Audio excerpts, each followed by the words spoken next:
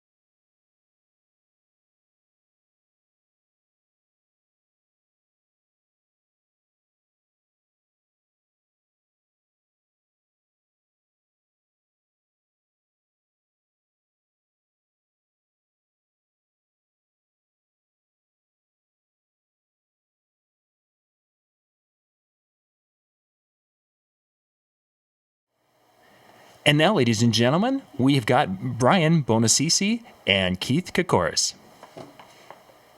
Okay, guys, you can go now. Okay. Hey, guys. That was a pretty exciting intro, huh, Brian? Sorry, I killed it, man. My thing didn't work. So I had some plan I was going to do this really cool thing, and then it didn't work. And then you're like, I'll talk like a bored flight attendant. Thanks for that, John. You're welcome. Okay. Have fun, guys. Are we on? We're live. I saw the DJ News logo on again, so I got nervous. So, well, hey, Brian, how are you tonight? KC, what's up, my man? Doing well. Freezing, actually. I was just outside. So, yeah. We hit 60 degrees here in Chicago, Oof. and it's supposed to drop to like 26 degrees tonight. Oh, so it's going to be one sheet of ice driving home. Everything melted. So it's gonna be a rough one. Oh man, stay safe. Yeah. So let's see. Some of them know who you are. Some of our viewers know who I am. Some of them thought this was going to be Joe Bunn and Mike Walter, and they're disappointed automatically. So why don't you go ahead and tell everybody who you are, where you're from, and what your deal is? Yeah, since we're in the JV leagues, we kind of let people know, right? Right. So my name's Brian, and I have actually been in this game, the DJ game, for 20 some odd years, which is crazy for me to say that. I can't even believe it's been that long. It feels like it was just yesterday I started, but essentially started as a club guy. Then some of the bar patrons started getting engaged and wanted me to spin their weddings. And so I got into the weddings just because of that, essentially, and never had done a wedding prior. So I just got my feet wet. And then I joined a company and learned the ins and outs of wedding protocol. And then eventually kind of went out on my own and was doing it part-time for quite a while until I got picked up by Pioneer, actually, and was working with Pioneer Pro DJ in their DJ division. And that sent me all over the world, honestly. This was prior to the CDJ 1000 launch. And once that launched, it was crazy. I mean, I was actually one of the, I was leading a DVD production, which we put in every box worldwide. And so within 2 months, I was getting emails from people in Israel all over the place that they had seen me on this DVD. Wow, that's cool. Yeah. And so, long story short, I wanted to go full time with it on the DJ front, not from the manufacturer side. So I got a job offer in Florida, moved there for a club event, started doing higher end mobiles on the side, and eventually left the club world full time anyway, and did mobiles and loved it. Got kind of plateaued in Florida, so I moved to New York to go on to bigger and better things. And in the last couple of years, it's kind of expanded to now giving back to the DJ industry with talking and writing and stuff like that. I think you should clarify. You still have a mobile DJ service in Florida, correct? Yeah, actually, so the way I kind of have it set up is what I call it a mid-level brand, which basically is in California, Florida, and then a little bit in New York. And then my premium / luxury brand is myself, and I market that completely separately and utilize that. Very cool. Excellent. How about you, Casey? Tell us a little bit about you. I got dumped by a girl in college, actually. True story. And was in a fraternity house, and all my fraternity brothers were working for a local DJ service. And I figured, okay, this is a no-brainer. Like, they were coming home with underwear in their pockets and bras and from crazy sorority parties go nuts. And I'm like, this is going to be simple. And this company had just opened a division. My friends had worked at Northern Illinois University. They just opened in Chicago. I thought, this is great. The first party I did was all-girls Catholic boarding school, and it was a nightmare. Like, I wanted to kill myself. The second party that I did with them, schlepping in equipment, was St. Paul the Cross Grammar School, and all of the priests and the sisters and mothers all wanted to make sure we weren't going to play Moni Moni. And that was when I gave my 2-week notice at the company and said, I'm just going to go be a doorman at a nightclub. Like, I can meet girls that way. And he's like, no.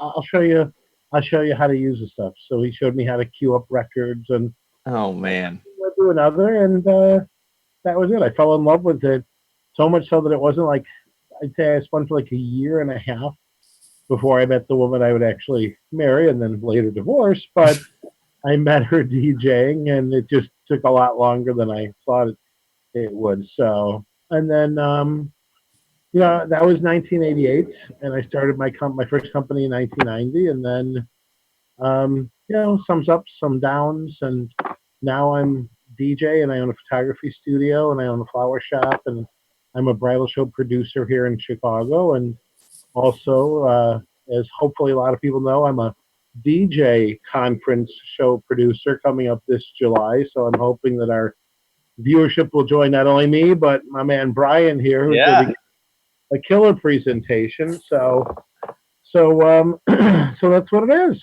So, and I'm also into giving back. I went to my first DJ show in like 1990. And then I went to my first DJ time show in 1993, where Pioneer was just pushing karaoke players. And I saw Johnny Roz singing and John Murphy and, all these people. And it just opened up my eyes to a different thing. So I used to say, like, I'm hoping someday I'll be good enough that they'll want to hear what I have to say. And, I've lied and BS to people enough that they've given us a show. So there it is. Wow. So, yeah. So, but, and that kind of segues to, what you and I have talked about, which is like, this show is about the business side of the business. Right. And, I've met some amazing DJs that last a year in the business because they don't know how to book themselves. They just don't know how to talk to customers. And if you read any business books, most people go into business for themselves because they're a terrific house painter, or they're an amazing dentist and they're leaving their other practice to start their own, or they're a great attorney, and they love the law, so they're going to start their own law practice. But the business side of the business is just as important as being great at what you do, in this case, being a disc jockey. Right. So, so that's all. So this show is about the business side. So if you want to talk to Brian about mixing, you're going to have to hit him up on Facebook privately, because no mixing, no lighting. You can talk to Brian and Red about lighting and setups. If you want to talk about performance, I'd suggest you get a Randy Bartlett DVD. But no performance, no. This is about sales, marketing, business, customer relationships, all of that good stuff. So that's that. So let's talk about what everybody's talking about this week, which is the Wedding Wires Couple Choice Award. And let's wait for everybody in the live chat to either post positively or negatively about it, since it seems like everybody that won it put it out there, and everybody that didn't win it was like, "This is bullshit. Everybody gets one. Oprah's giving them out. You get a choice award. You get one. You get one." So, what do you think? The knot did there. Everyone got announced on the knot about 3 weeks ago. Right. Yeah, I think they did. Now, did you win the Couples Choice Award? We did. Yeah, it's a shocker, right? Because you spent a lot of money with the Wedding Wire advertising with them. You bought it. Yeah, it's exactly how it went down. No, what's funny is I actually did see some chatter on the boards of people actually thinking that you had to pay to get the award, but we've never paid for Wedding Wire ever, and we still got it. It's definitely a threshold of how many reviews you get. I don't know what the algorithm is to make their determination. Well, I believe their minimum is you have to have 10 reviews in order to be qualified to win. And then, according to what I've read, it's based on the top 5%. So I imagine, quite frankly, if you get 10 5-star reviews, right, that's as high as you can go. And if you get 10, then that's that. So right. So, and I mean, Ian just wrote, if you did not win the Wedding Wire Couples Choice Awards, no worry, he can make one up for you for only $14.95. Well, that's fantastic, Ian. Thank you very much. Right. There'll be Chinese knockoffs for $8.95 available shortly. So, and what did David said? No Rookie of the Year award. Okay, Mike Anderson just joined in with a hello. How are you? Oh, David's a comic today. No Golden Mike Award, no Silver Platter Award. All right, so it's a three-way show. It's you, me, and David. David's got jokes, people. He'll be here all week. Yeah. Here's my philosophy on it. I don't have any say in the criteria. 2 out of the 3 companies that I own won it. My DJ company didn't, and it wasn't due to poor ratings. It was just, we do our best to get people to review us, and some of them do and some of them don't. And I'm not going to spend all day begging my clients to, say something nice about me. Sure. It's just, it's just not going to happen. So I'm polite, I'm persistent, and, after 1 or 2 emails, I just let it go, and that's all there is to it. Right. So yeah. I want the referrals more than I want the reviews. Oh, absolutely. Absolutely. Yeah. Yeah, we won it, but there was 1 year where we didn't in this run of 10 years, and we purposefully were trying to spread the wealth as far as reviews go, and trying to move some of them to the knot. Some of them actually in New York, believe it or not, a lot of people use Yelp, believe it, and so we were trying to get some in Yelp, and so we just didn't put a ton of effort into the Wedding Wire ones at all. We've changed our philosophy since then, which I can share if you want, but.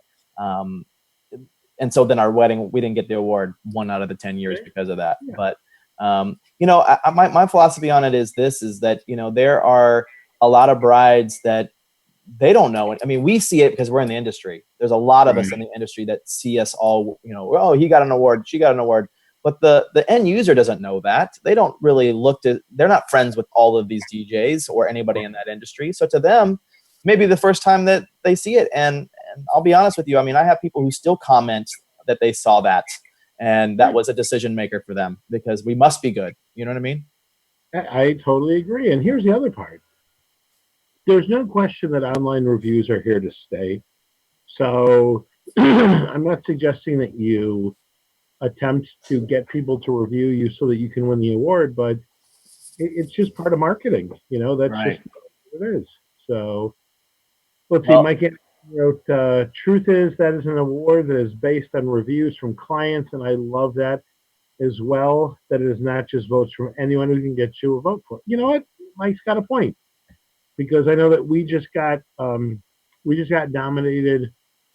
Two of our three companies got nominated for a meetings magazine here in Illinois, and I think this is like the fourth or fifth time that we've been nominated. And sure. so I threw it out. I emailed friends and family. I probably emailed you saying, "Would you vote for me?" Yeah, I did. And Or at least I but said I did. that's about as much as I'm going to do with that. And Right. maybe it's because I don't have as big of a mailing list as some of the other people that have won. I don't know. So Right. Right. Keith Erickson says brides care more about Facebook reviews these days. Now, what do you think about that? Because one thing about Facebook is you can turn on your reviews and you can turn them off. And Yeah. Mike says Facebook is huge right now too. So we got two Facebook fans here as well. We I mean, we're in a different space because we're not in a local market. Most of our clientele is destination based. So for us, Facebook isn't really where we're seeing traction as much as we are Instagram. Okay. So we tend to track there better. So for us, Facebook doesn't really work. But I'll plug this because of the fact that both of us actually write for the Disc Jockey News. And in one of my latest articles, I was talking about how important it is to see where people are reviewing you and utilizing where they are already reviewing you as the place to send them. So kind of on our wedding intake form, we ask, and we're not too blatant. We just say, hey, are you a frequent Yelper as an example? Okay. Or do you use Facebook reviews? Or, do you have a Wedding Wire profile? Do you have a Knot profile?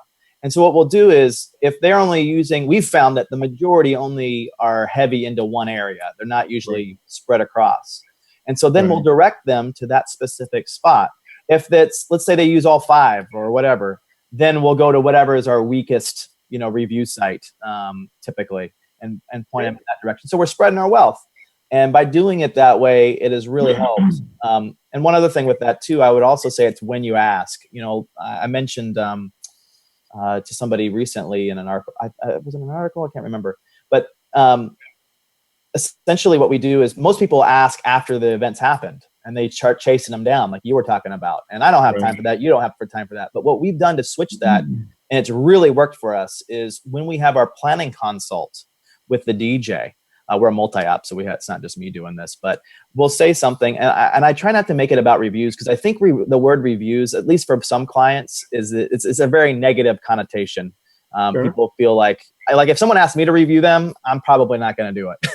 To be honest, it's just because it's not something I just tell them I'm pulling a KC. You know what I mean? So, but no, what I'll do is at the end of the consult, I'll say something like, hey, how did you find us? And 90% of them have found us online or they've read a review or something. And if they've found us on Wedding Wire or wherever, it's even better because we'll say something like, well, you obviously that's important to you. Those made a huge difference. So what I want to ask when we're done with the wedding day and everything's finished, I'm going to send you an email. And all I want you to do is just share your experience. So I kind of deleted the word review from my vernacular altogether. And I just want you to share your experience, good, bad, and indifferent, because it's going to do a couple things. One, it's going to help me become a better DJ. So the more honest you are, you're only going to help me become better. But there's going to be that bride or groom that may, come upon that review that it's the difference maker for them. And I'll tell you that has changed our review percentage completely. Because now it's not like oh shoot, this guy's begging me for a review. Like they know it's coming. And the other thing is I ask their permission at the very end. I'd say, so is that okay with you if I send that email? I have never had somebody say, no, don't send that to me. In fact, a lot of our DJs are telling me that they say, hey, can you just go ahead and send it to me ahead of time? And sometimes before the events even happen, they're leaving us a review. So it's really been an interesting switch on, our not only the amount of reviews we're getting, but just the way that we present it, and it's made all the difference. So Reggie Kemp wants to know, Brian, how many DJs do you have with your multi-app? So we've in the 3 markets. So we've got 2 in California. We have, I think we're going to be at 9 this year in Florida. So 9 in Florida. And then in New York, I have 1 other guy. So I guess that would be what, 11, 12 DJs, but that's just DJs. We have Florida, we're kind of full service. So we got like our rentals, like kind of like you are in Chicago with florals. We don't do that, but we have rentals, we have officiants, we have live musicians, we have runs the gamut. Pretty much anything outside of catering we can do as far as that goes. Okay, Terraphilia, I never bash Wedding Wire or the Knot Awards. I'm proud of those awards. Why? Because my couples, in addition to putting tighter trust in me, I think that's supposed to be there, and I probably spelled that wrong. She corrected. Because I don't know what tighter trust is. Took the time out to write a review about their experience. Oh, she wrote putting it there. Yeah, you know what? I totally agree with her. I mean, the reality is that the dollars are just a business transaction. But as we all know, the minute you hire anyone for anything, you're putting your trust in that person or that company that they're going to fix your car correctly, that they are going to, paint your house without getting paint on the carpet. And in our world, take care of them on their wedding day with an amazing DJ that's going to work within their parameters of their song lists and such, and make sure they have the proper enunciations of all of their names, and be a superstar. And that's really what you need to. Right. No. All right, so we've talked reviews to death. So tell me now, you just went to a cool workshop this past weekend. I did. Is extremely timely, and I'm a big fan of goals, and I know you are as well. So tell our viewers about your workshop, and we'll go from there. Yeah, so I don't know. I think it's always good to look outside of your industry, just to get a different perspective. Sometimes we just get like tunnel vision, and we just innately clone one another just because it's the only like perspective we have. So I really try to do as best a job as I can to be proactive and looking outside of my space to see what other people are doing. And so I found this conference that's called the Go Conference. And it was in Southern California, so it was really nice. It was right when, what did they call this thing? The snow bomb, or I don't remember what they called the weather thing they had out here. But anyway, I escaped it. They're out here.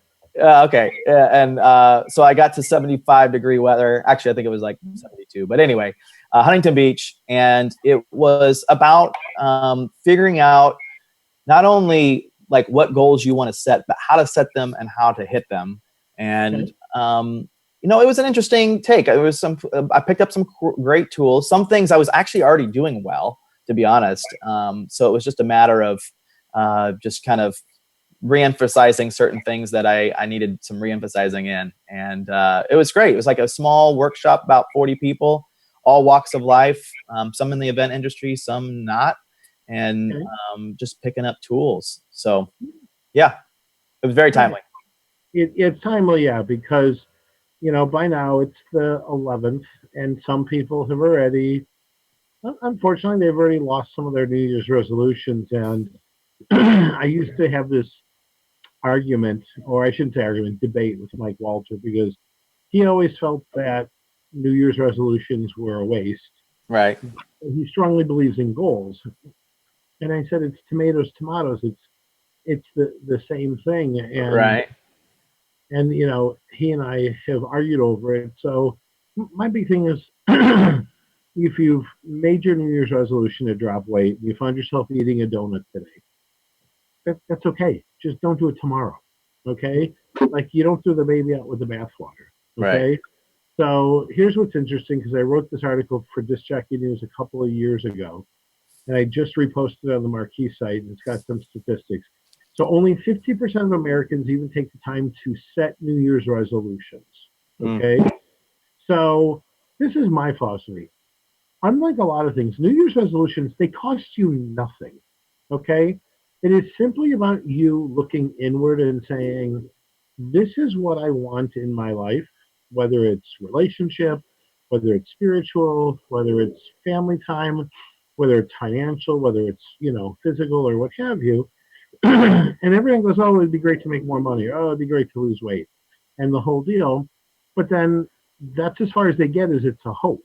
Mm-hmm. And the difference between a wish and a goal is putting it to paper and putting the sweat in. Right. 88% that actually choose, of the 50% that do, 88% that choose to make a resolution will fail. And the number shows that this comes out of 156 million failed resolutions this year in the United States. Okay? But here's the crazy part. 12% of those resolutions will indeed be achieved. Okay? So people will stop smoking. People will get into better shape. They'll lose the weight they want. They'll grow their professional lives. They'll get a second degree or whatever it is. Okay? So, there's that. I know that one of the big generic goals in business has always been that a lot of people say they want to gross $1 million. Okay? But let's talk about the reality. Only 5% of all of the businesses in the United States ever gross $1 million. So one of the things with setting goals, as I'm sure you can attest to, is don't set goals that are inobtainable. Okay? You can set lofty goals, but then you have to figure out how you're going to get there. Right. You're in New York. If you drive west, you will eventually run into You'll run into California. It may take you a lot longer if you don't have a plan. Right. It may take you a lot more, but you'll get there eventually. Right. So there's that, and then I'm going to throw this out there, and then so here are some of the most famous failures in history. Are you ready? Thomas Edison's teachers told him he was too stupid to learn anything. Okay? He later went on to hold more than 1,000 patents. Okay? Oprah Winfrey was fired from her first television job in Baltimore, where she said she faced sexism and harassment. Forbes recently estimated her worth at $2.9 billion. Walt Disney was fired by a newspaper editor because he lacked imagination and had no good ideas. Steven Spielberg was rejected by the University of Southern California School of Cinematic Arts multiple times, yet he went on to create the first summer blockbuster with Jaws in 1975, and he's won over 3 Academy Awards. Colonel Sanders was fired from dozens of jobs before founding a successful restaurant, and later, as you know, kind of patented his Kentucky Fried Chicken. Now there's over 18,000 locations. Vera Wang failed to make the U.S. figure skating team, and she began designing wedding dresses at the age of 40. Okay, even Ray Kroc, who founded McDonald's, started it at 56. She's worth over $1 billion. Albert Einstein had difficulty communicating and learning in a traditional manner. Okay, he won the Nobel Peace Prize. All right, they said that he had behavioral problems that were indicative of a lack of intelligence. Okay, Fred Astaire's first screen test, an executive wrote, "Can't sing, can't act, slightly balding, and can dance a little bit." I mean, so there's that, and then I'll leave you with this last one, and then we'll move on. J.K. Rowling, which everybody knows, was a single mom living off welfare when she began writing Harry Potter. Okay? Rowling is now internationally renowned for her 7-book Harry Potter series, and in U.S. currency became the first billionaire author in 2004. So, it all comes down to how badly you want it. And that's what I say all the time. Right. I'm not here to judge anybody, but don't tell me that it's not, whatever it is, it is. Yeah. So, so what have you got to add to goals? Well, I mean, I think another thing to go along with that would also be, just making it is one thing, but no plan to enact those goals. It's just a wish list. You know what I mean? Oh, like the waste of energy. It is. And so I'm actually going to try something. Again, my plan was to do this on January 1st, but it didn't happen yet. So, but I'm compiling. It'll be done by the end of the week though. That's my goal. But I'm going to actually use Facebook, I think, as my platform for accountability. And I got this idea actually from a photographer friend of mine who does it. And I thought, man, this guy's got he's got some cojones to be able to do this. He basically did it 3 times a year, where he did it on the beginning of the year. He would list his goals and say, hey, this is what I'm trying to hit. And actually, it was kind of cool, because some of the goals, there might be people who are reading it on your Facebook that actually may know you and have connections to be able to help you hit those goals, to help you cross that off. So he'll do that. And then, like, at his birthday, which I think his birthday's in June, he'll do an update. Like, hey, this is where I'm at with my goals. This is where I'm trying to get, and everything like that. And then he'll do it and then end of the year wrap up. Like, these are the ones I didn't get. These are the ones that I did hit. And it's just one, you can go back and do that. But I think it shows a lot of, like, vulnerability. It shows, like, humanness, because typically social media can be just, an infomercial on yourself, so this really puts some humanness on it. So I think I'm going to try that. Actually, I've got some that I've written down. In fact, I was going to ask you, have you come up with any goals? Like, what are some goals you've got for 2018? I'm sure some of them have to do with Marquee, right? Yeah. My goal for Marquee is 1,000 people through the door. Okay. So we're just barely 10% of the way there. Yeah. And I believe, and from talking to John Young and others, I realize that most people are going to buy their tickets, if they're coming at all. It's going to happen probably 8 to 12 weeks out. And if you look at what's going on now with Mobile Beat and Photo Booth Expo coming up, everyone's talking about it now and buying their tickets and such. So I get it. But yeah. My goal is to get 1,000 people through our doors. And I certainly know the content is worthwhile. The hotel is beautiful. Right. It's fantastic. I'm doing everything I can to create a great conference. So there's that. I'm in the process of 2 other possible business acquisitions, which is exciting, which hopefully next week or the week after, I'll be able to announce that they did indeed go through. And my little wedding world is going to get a little bit bigger. But there's that. And you know what? I'll put it out there. I'm not the smallest guy in the world. And so the last time I really set a goal to lose weight was when I was turning 40. Right. It was a challenging time in my life. And 40 for me, how old are you, Brian? I don't even know. Have you hit 40 yet? No, but this year. This is the year, huh? This is the year. Feb. Okay. Well, 40 for me was a very reflective time. And my birthday's in the summer. It's in July. And, like, I swear to God, I was like a bad 16-year-old girl in Hallmark commercials or something. I just kept looking at everything that I thought. Because when I first started DJing, I was like 19. Yeah. Start with those small parties. Like, I would do these 40-year-olds' birthday parties, right? And it would be the house, and I'd be DJing on the deck back in the day. And I remember, God, someday I'm going to have this or this. Or, you know, like, and the summer that I turned 40, like, listen, life just didn't go certain ways for me. I didn't get married.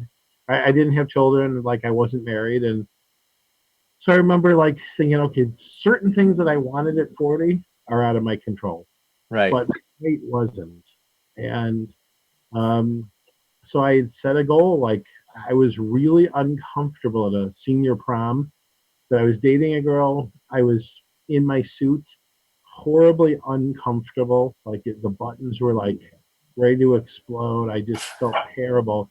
And I said, I'm done. And I went cold turkey from Mother's Day to July 18th. I didn't have one slice of pizza, one hot dog, one hamburger, no chips, no beer, no soda, nothing. And I still ate well. I just ate everything we know that we're not supposed to. I dropped 80 pounds in like 9 weeks. Wow. And I started walking. I started walking a block, then 2 blocks, then 3 blocks, up to like 6 miles really quickly. Like within a month, maybe I was doing like 6 miles. And, it was crazy. So I'm reluctant to put out there on, that's my goal. But Do it. Marquee is July 9th. So what is that? That's 7 months away. What are we at? So February, March, April, May, June, July. That's 6 months away. 6 months. I say I can lose 100 pounds. Okay. So it's on there. So I guess we could do an unofficial weigh-in every Thursday night, and and so is the plan then mainly just diet, or are you thinking a combo of that and exercise? Like, here's the crazy part: I don't eat great, but I don't eat that much. that's good. That's a big part of it. I do eat a lot when there's great food in front of me. That's a problem, and I think we all do. Like that's why Thanksgiving is so deadly to us. Yeah. Because the turkey and the stuffing and the mashed potatoes and it's all delicious.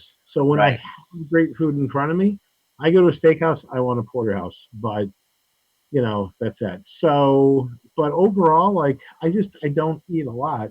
My problem is I'm behind the desk all day. Yeah. Every day.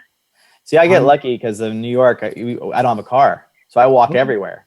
So, I mean, I can walk 5 or 6 miles a day and I don't even notice it. You know what I mean? Okay. And in fact, whenever I bring in my family or anybody else from Suburbiaville, I always tell them, like, don't wear high heels, don't wear dress shoes, bring something comfortable because you're going to walk. And within literally 30 minutes, did you like that literally reference, by the way? That was for you. Literally. Yeah. So anyways, we'll have to tell our people about that. We'll explain that in a bit. Yeah. They take a break. They're like, can we stop somewhere? Cause I'm dead,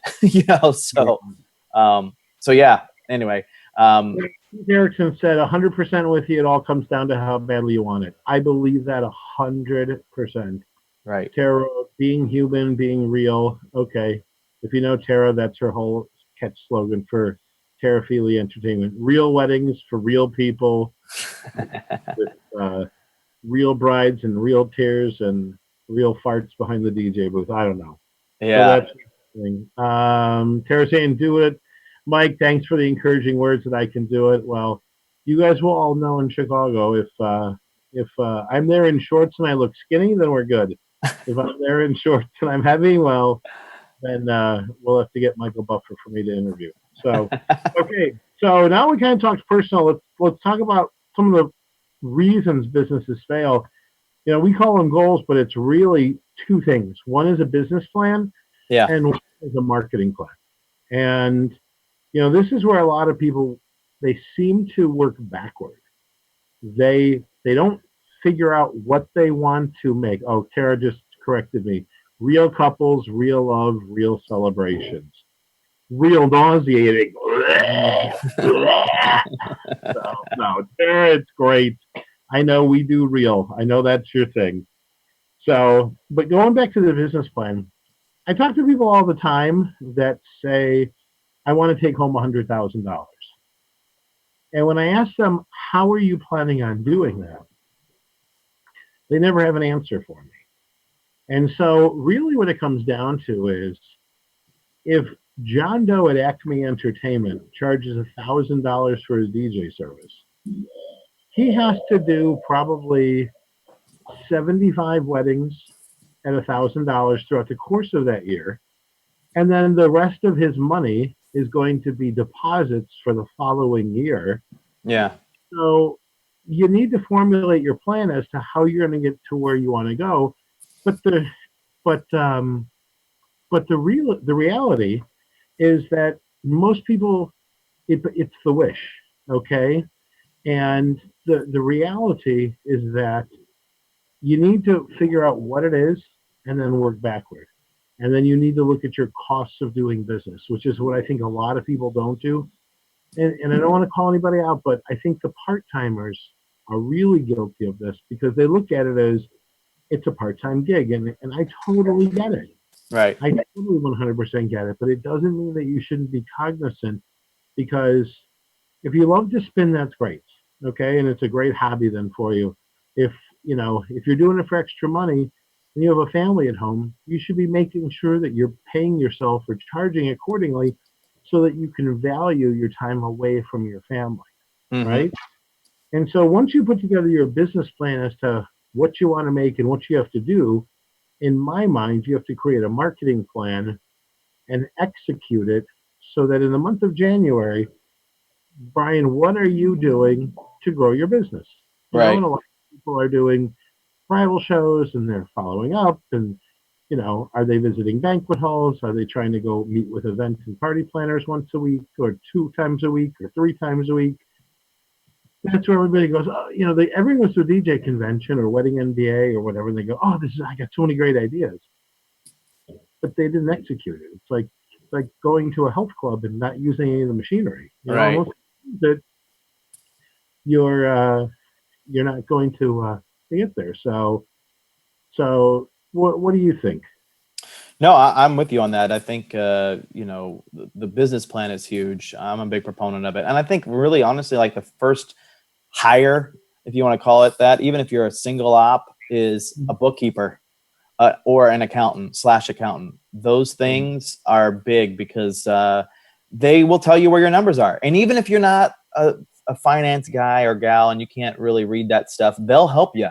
But if you don't have that stuff, worked out, you're basically running blind. I think your business anyways, because you just go off of what's in the bank account. There, a good bookkeeper / accountant will help you put some systems into place that will, and all you have to do is ask, because that was my problem. I hired one when I first started, and all they did was my taxes. And I said, hey, I need some help with kind of figuring some things out. And they were glad to help. I just never asked. And it's like 10 years into business, we were doing 700 parties a year, and it was December, and I had no money. And I remember telling the accountant, like, dude, our phone ring, like he would come in here, and I'd get interrupted 95 times because I had to take phone calls the whole time, even with a full-time staff where people needed to talk to me. Right.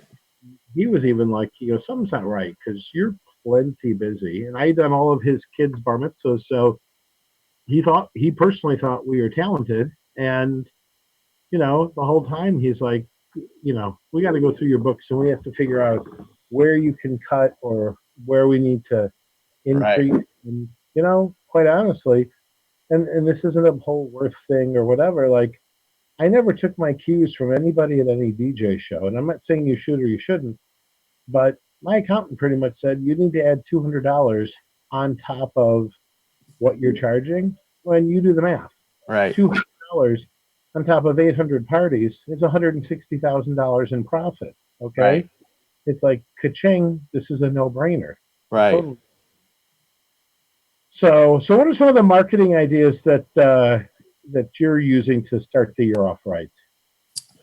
So, we always like to try to find things that, again, we're not cloning like every other vendor in our market or DJ company that everybody else is doing. So one of the things that we've found to be successful is to do our gifting, which we're big into gifting. That's one of my big things. I love to gift and be generous. Gifting whom?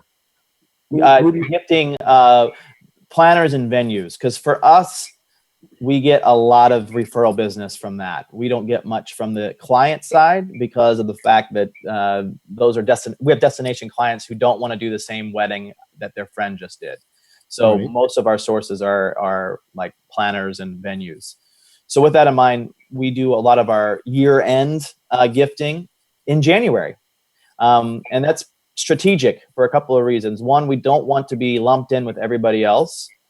Second, when people are getting engaged over the holidays, they're not actually calling, and they just got engaged over the holidays, so they usually take a week or two to kind of figure out their date when they want to do it, talk to family. So really, they don't start calling until second week of January typically. Right. And that's in our markets, they're going to the planners and venues first. They're not typically going to the DJ first. So then we become top of mind if we're delivering some of these things then.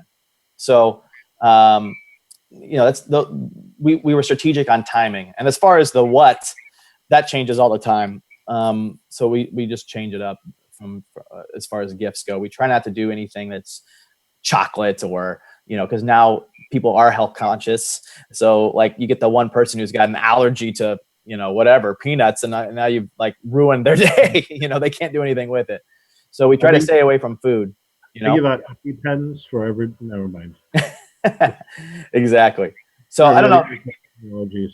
Yeah, so that's one thing that we do. We try to do our gifting in January, and then the other thing is we go back to the well. So we go back to the people that are already using us, meaning like clients that are already booking with us, and we try to figure out what we can already add to those in January. So whether it's, and we upsell at that point, like what other options can we do that will actually make their event better? And and by then, a lot of these folks have booked us in February or March of the previous year, and their wedding's coming up in June or July. So this gives them a good amount of time. They know where their budget's at, kind of. It's a little bit more defined. So it gives them an opportunity to go, hey, if I have some extra money to throw at this, we're not going to just sell them anything. We want to sell them something that's going to really make a difference for their event. And we've seen our sales go up from just pulling from our own clientele that we already have. And I don't know too many people that do that, to be honest. And it kind of blows my mind. So those are some things we do in January.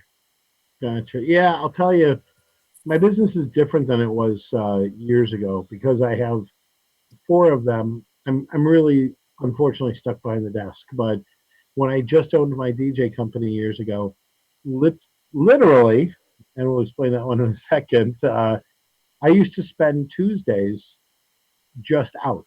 I would have different sections of Chicago where I'm based out of, and I would just visit.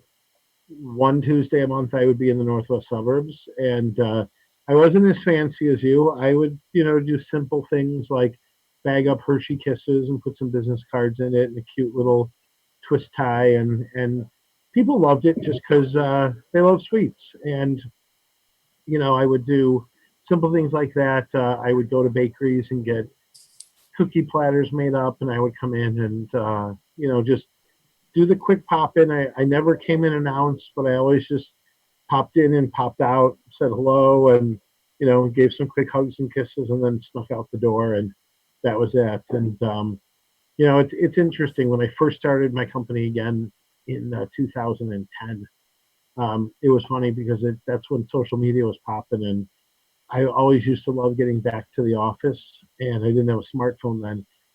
Flip open my laptop and there'd be like 4 or 5 venues. It was like always great to see when Keith Christopher pops in. They always have the best goodies there, and the best little snack packs and stuff. So it's always cool to be acknowledged. So sure. So let's see. We've got, I think, about 5 or 10 more minutes left. John should be popping back in. So let's talk for those of you that are new to us, because we're brand new. One of the things that Brian and I have talked about is, Brian and I, by far, we don't have the answers. We have some, and we are so happy to share.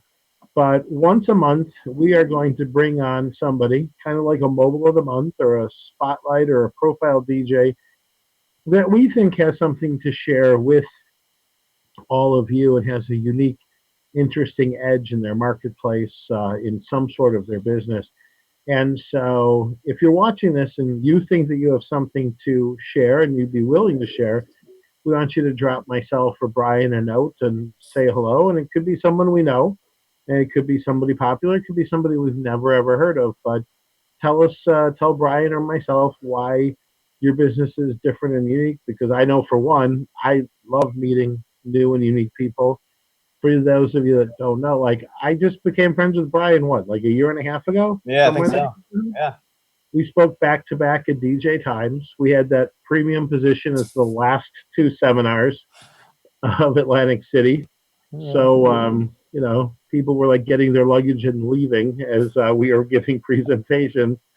But we sat through each other's seminars and we were like, wow, like, I'm almost as smart as this guy. And that was that. Friends ever since. So we didn't realize we run in a lot of the same circles, and now we both write for Disc Jockey News. And I was pumped when Brian agreed to speak. He was the first person that I asked to speak for our marquee show. And if you haven't seen him, I'm sure you're going to see him a lot, because you're going to be at Midwest DJs Live this May, or is it June? May? No, it's May 1st. I think it's April 29th and May 1st, I think. Gotcha. In the beautiful city of Milwaukee. Yeah. And then in July, he'll be here. And aren't you? You're going up to upstate New York, right? Monday. So if any upstate New Yorkers, we're doing I think it's called a wedding pros day. Mark, I never can say his name right, and I should be. Mark Berniason. Yes. Excuse me, Mark Berniason. There you go. Yeah. Yeah. So Mark's putting it together, and so if you're up there, it would be good.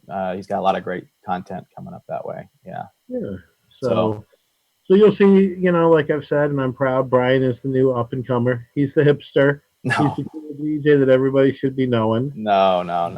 I, for one, am grateful that you've stepped up to give back. But yeah, if there's anybody else in our little audience here that also wants to give back and wants to share some of their secret sauce, you don't have to share everything, but we're big fans of best of practices, and that's that. So please shoot Brian or myself a note, and even if not, we hope that you'll enjoy the guests that we have on our show once a month. So, sure. Like I said, some of them might be people you know, some of them will be people you've never heard of, and now they'll be on your radar, just like Brian was on mine. So yeah.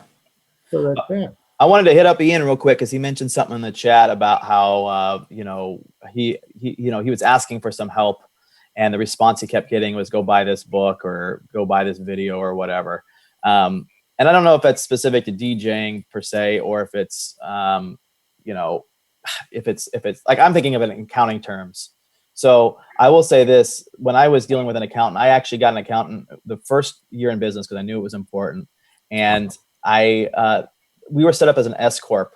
And long story short, she asked us, what kind of salary you want to take? Well, I had no idea, so I just picked a random number. It was like 50 grand or something like that. That sounds good. Let's start there and we'll work our way up. And so anyway, we were paying ourselves these crazy salaries. I had a business partner at the time. And at the end of the year, we took 0 distributions, which you're supposed to do. And so we had to pay taxes on that twice, both as the business and ourselves. I had that happen. I fired her immediately.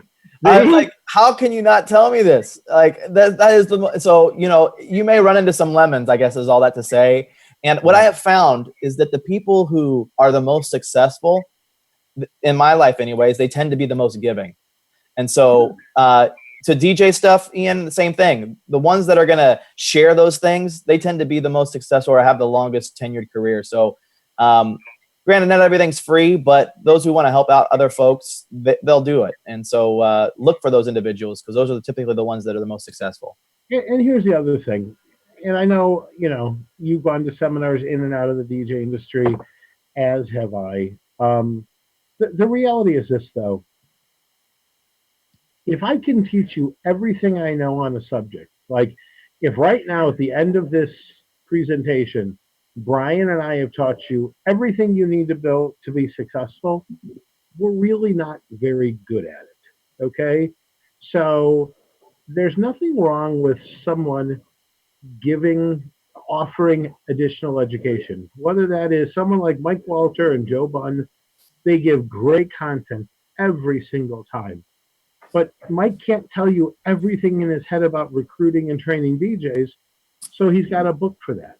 Joe's got marketing and sales, and you don't have to buy it, right?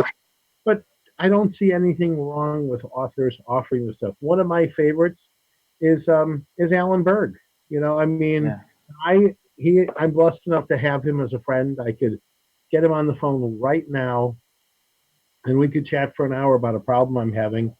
And I'm blessed to have him as a friend, but if he were to, but I've also bought all of his books. I've bought all of his DVDs because, I don't have him 24 hours a day, 7 days a week. And I think there's just great, I think there's just great content that is always out there that you just got to keep digging for.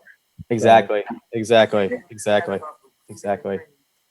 Ian writes, Keith Erickson, sorry, this is a new digital age. Many things are free. Tips and tricks, advice can be all. You know what? They are, Ian. I'm not disagreeing with you there, but the reality is, if you're going to go to an expert, you're going to pay. And let's face it, spending $20 on a book or $100 on a DVD, if you are able to get one thing out of it that allows you to book one more event, to me, it's a bargain. So Right. Well, speaking of that, let me give some tools before we end on some stuff. So, since we were talking about goals, I mean this is one of the things that some things that I use for my goal setting. One is it's an app, but it's also an online. You can actually pull it up on a browser. It's called Wunderlist. It's WUNDER list, and you can set up categories for whatever you want. So I have one that I call BHAGs, which stands for Big, Hairy, Audacious Goals. And I use this, and I basically put any ideas that I'm thinking of along those lines of goals, I will put in there. And some things come, like if it's an event that I want to do, one of my goals, I don't think I even mentioned any of mine. This is a personal one, but one of mine is to read a book a month. I used to be a great reader, and I kind of fallen off. I probably read 4 this year, and that was it. And that was a travesty. So I'm pushing myself to read a book a month. But as I think of titles, I'll put them in this list of like, oh, read this one, whatever. And so Wunderlist is great because it can keep track of all of the goals you're setting, and you can cross them off like you would like whatever, and they sync to your phone and everything like that. So that's a big one. And then the other one that I would throw out there, I think it's called One Day. I'm going to pull up my phone really quick to see if that's it, but it's called Day One. It's an app I just found out at this conference. So, hey, sharing it for money that I paid, just giving it away. It's a free app, but it's basically where you can actually, it syncs as well. And you can put pictures in there. You can add all kinds of different things. So Day One is another great app to kind of list goals and whatnot. So those are 2 free resources for you. Very good. Very good. And on the subject of free resources, every Thursday night, you're able to tune in right here and listen to us. I guess you're going to have to suffer through some of Disc Jockey News' little 10-second commercials that pay the bills here. But the reality is that this is all free. So, I have to say, my business changed when I started attending conferences. And I know that, again, this is one of those subjects where some people go, I've been doing this 700 years and I've never attended one conference. I can only say for myself that when I started attending conferences regularly in 1992 was my first DJ Times conference.